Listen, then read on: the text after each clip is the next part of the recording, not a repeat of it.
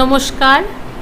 আজ I news Bangla 28 এসেছে খিদিরপুরের Hastings অঞ্চলে একটি জাগ্রত কালী মন্দিরটি। এই জাগ্রত কালী মন্দিরটির নাম বিধানঘাট দিব্য কালী মন্দিরটি। মন্দিরটি প্রায় 70 বছরের পুরনো।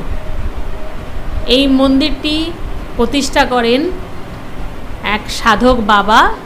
তিনি মাকে গঙ্গার ঘাটে পুজো করতে করতে একদিন পেয়ে যান। প্রচুর ভক্তের আনাগোনা হয় এই মন্দিরে। মা আর বাবা মিলে তাদের মনস্কামনা পূর্ণ করেন। আসুন আমরা কথা বলে নিই এরকম কিছু ভক্তবৃন্দের সাথে।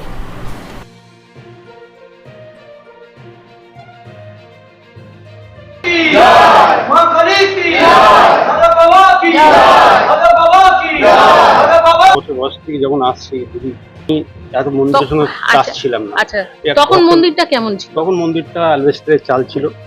হ্যাঁ, আর ঘরের মতন ছিল না, তখন অ্যালবেস্টারের চাল ছিল। এতটাই বড় জায়গা ছিল? এতটাই বড় জায়গা ছিল।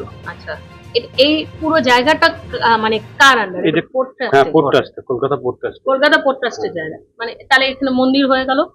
এটা ওইখানে আমাদের যে কলকাতা পোর্ট ট্রাস্টের লোকেরা, যে অফিসাররা সবাই সহযোগিতা এইখানে মন্দির করে দিয়েছিল। আচ্ছা আচ্ছা আচ্ছা, ওনাদের সহযোগিতা।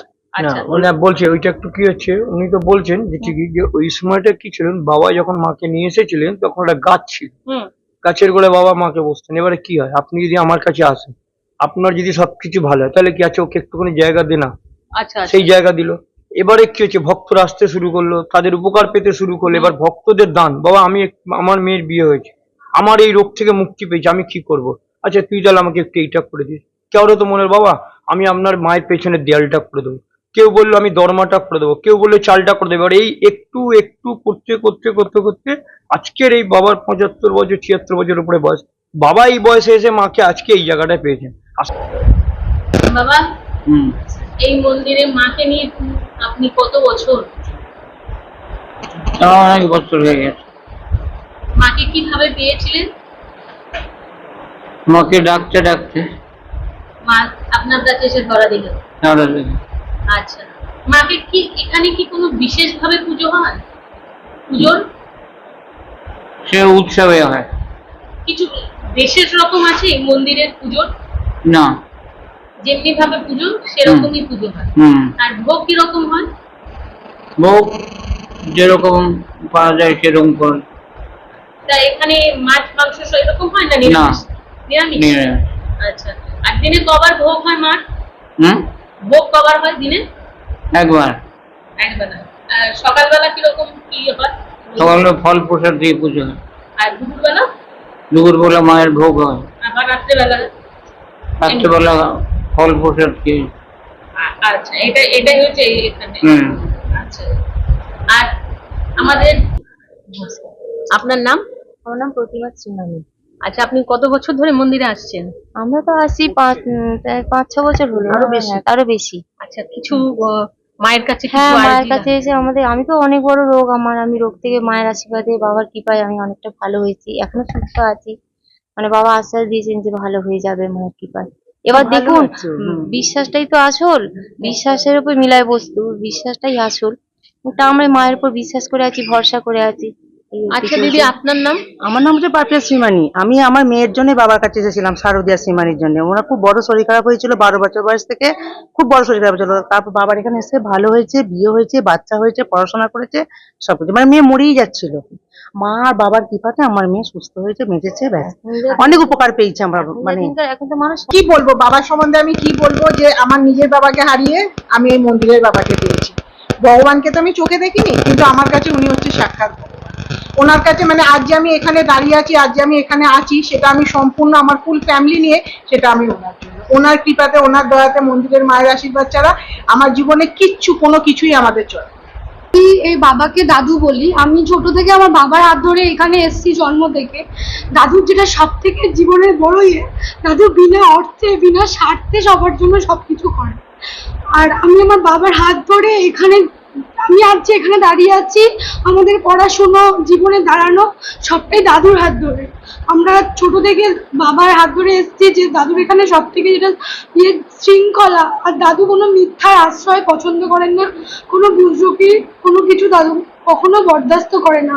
তাতে দাদুর কাছে তোমরা আসো বা না আসো, এটাই হলো সব থেকে বড় দাদুর মানে পাওনা। দাদু বিনা স্বার্থে বিনা অর্থে সবাইকে ভালোবেসেছে। আমরা আজকে এখন এই মুহূর্তে আমরা এসে পৌঁছেছি মায়ের আমাদের ঘাট, যেখানে মায়ের ঘট ডোবানো হয় সেই ঘাট। আর এই ঘাটের আগে যে বিশেষত্ব, বাবা যখন মায়ের বাৎসরিক উৎসবে মায়ের ঘট ডোবাতেন, আমরা মায়ের কালীঘাট, যেখানে মহাপীঠ, মায়ের 51 পীঠের একটা পীঠ কালীঘাট মহাপীঠ, কালীঘাটের মায়ের যে গঙ্গা, সেই গঙ্গার শুরু কিন্তু আমাদের এখান থেকে, এই মায়ের মন্দির থেকে। মা যেন আমাদের এখানের মধ্যে যেন বিরাজ করছেন সবসময়। এই মায়ের যে ঘাট, মায়ের যে বদ্বীপ কোল, আমরা যেটাকে ভাবি যে মা, হয়তো আমরা বলি অনেক সময় যে একটা দিকে হয়তো ওটা ঘুরের দিকে গেছে, ওটা খাল পরিণত যে, কিন্তু ওটা খাল নয়। যদি আমরা ওটাকে দেখি তাহলে ওটা মায়ের বদ্বীপ কোল। সেই মা যেন সেই তার মায়ের কোলে যেন বসে রয়েছেন, এবং এই যে গঙ্গা আজকে দেখছেন, মায়ের যে আদি গঙ্গা, সেই আদি গঙ্গার যে শুরু আর আমাদের মায়ের মন্দিরের শুরু, এই মায়ের মন্দিরের এখান থেকেই আমাদের শুরু। এবং মায়ের যে ঘট ডোবানো হয় এই আদি গঙ্গার বদ্বীপ কোলেই বাবা আমাদের বলেন এখানেই মায়ের ঘট ডোবানো হয়। মা আমাদের এখানে সর্বত্র বিরাজ করছে। কালী মন্দির হেস্টিংস মেরিন হাউসের পক্ষ থেকে আমরা সকলকে আসার জন্য আহ্বান জানাচ্ছি। আমাদের বাৎসরিক উৎসব 30শে নভেম্বর শনিবার, অগ্রহায়ণ মাসের 30শে নভেম্বর শনিবার সকলকে এই মন্দিরে আসার জন্য আহ্বান করছি। আপনারা সকলে একবার আসুন, মাকে দর্শন করে যান এবং বাবাকে দর্শন করে যান। বাবা সত্যি খুব আনন্দ পাবে। আমার সকলের কাছে ভক্তবৃন্দের তরফ থেকে, সাধক বাবার তরফ থেকে আমাদের সকলের কাছে একটা অনুরোধ, ওই দিনে আপনারা সকলে আসুন এবং মাকে দর্শন করে যান। ধন্যবাদ। আমরা আই নিউজের টিম প্রণাম জানাই মাকে, আর এখানকার সকল দর্শকদের অনেক অনেক অভিনন্দন। ক্যামেরাম্যান সুতপার সাথে উমেশ প্রসাদের রিপোর্ট।